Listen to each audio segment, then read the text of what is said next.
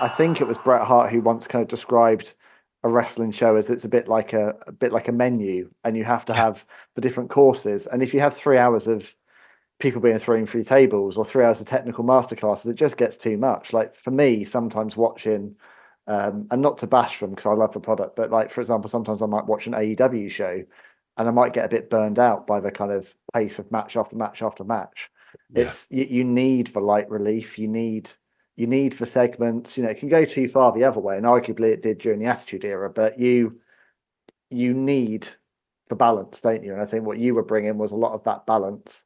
And going back to what you were saying about the expressions, I mean that kind of reminds me of what a few of the names that I've spoken to who were under the learning tree of William Regal have kind of told me about that kind of Yeah. work in the UK buttling circuit. Like those kind of big animated facial expressions really play into the fact that you're not always performing to an informed audience, are you? Like with ECW, obviously you were, but when you go to the big stage of WWF, you are performing to the dads and the mums who've been dragged along, aren't you? And all these people who have no interest in wrestling but are there under duress. And which was my sister many, many times. I That remember was my grandparents. I remember my sister falling asleep in the middle of a steel cage match between Triple H and The Rock for the WWF title in the UK, and there she was next to me snoring away.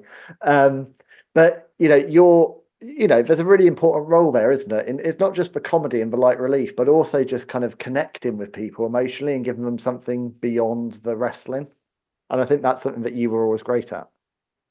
I appreciate those kind words. It's just, and I was that wrestling fan. You know, that's sometimes the best wrestlers are the people who are the biggest fans. What did I like as a fan? What this, that, and the other thing, William Regal, you bring that up. He was tremendous. And I was fortunate enough to work with him, but he told me a lot of the facial expressions he did was from people he watched, on TV over there in the UK. And I'm dying because I can't think of the names, but like, with the expression where, you're like, just this, that. I think he was a big fan of the Carry On movies, which were huge over here in the 70s, Yeah. Yeah. which were very exaggerated, but always family friendly, but always full of sexual innuendo. Kind of. Okay. Yeah. But they'd still be played at mid afternoon, and we'd all watch them as a family, but they were just complete smut. Yeah. That's a great word. I haven't heard that one in a while, but Hmm. yeah, just, I'm sorry. We're talking about, how my character brought, levity, to a wrestling event. And, it's just, oh, like I was saying, I was a fan, and, as a fan, I liked comedic moments. So when I got to, when that cart was dealt to me, I was more ready and willing to go that route, to where, there would be times where we wanted to do something and we wanted to include somebody in our deal, and somebody would be like, "Oh, I can't do that." Why not? It's funny. It's fun.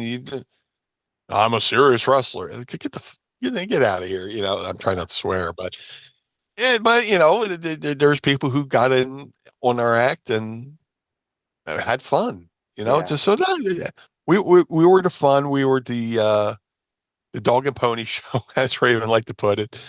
There'll be times where one of my favorite memories.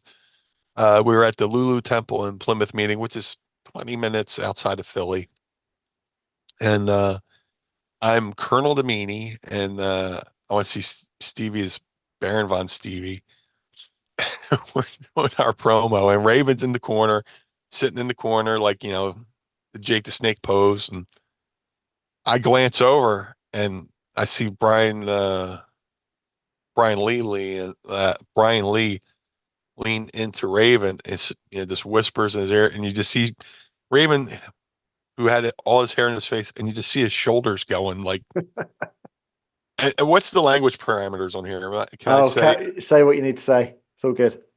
And we get back to the locker room, and Raven's like, I'm sitting there, and Brian Lee leans in and goes, "They're fucking killing me, man." Brian Lee, the bulldozer, just lean, "Oh, they're fucking killing me, man." And then Raven just dies laughing while we're doing our shtick and just things like that. That's what we did. There's Yeah, one show, dude, there was one show at the and it might have been that show too. Me and Stevie were on that show at least 5 times. I think Stevie had a match. I might have had a match. We came out with Raven, and we came out with Mick Foley. And Mick Foley called out Sabu, and we're at this Lulu Temple where there's a stage, and I'm sure they had plays, and there's like an Aladdin set. And yeah, we grabbed the one cardboard cutout from Aladdin, and we bring it out as if we're bringing Sabu to the ring. He starts wrestling this cardboard cutout. It's just amazing stuff. If you can ever find a fan cam yeah, footage of that, just and that's what we got to do in ECW. We got to bring a happy distraction, in between the chaos. And I hear you when you say you can watch you can watch certain shows and you get burnt out because you know it's either all one thing or the menu analogy is perfect. I always said wrestling should be like a bowl of Chex Mix. That's okay, my analogy. Where okay, I don't like the pretzels, but I really like that cereal. I really like the peanuts.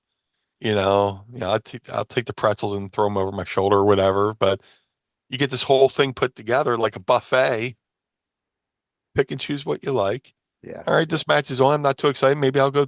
It's like when a band says, "Here's a song from our new album," and everybody runs to the bathroom yeah, and absolutely, yeah, take, yeah, a bathroom break. But a perfect wrestling show should have a little bit of everything.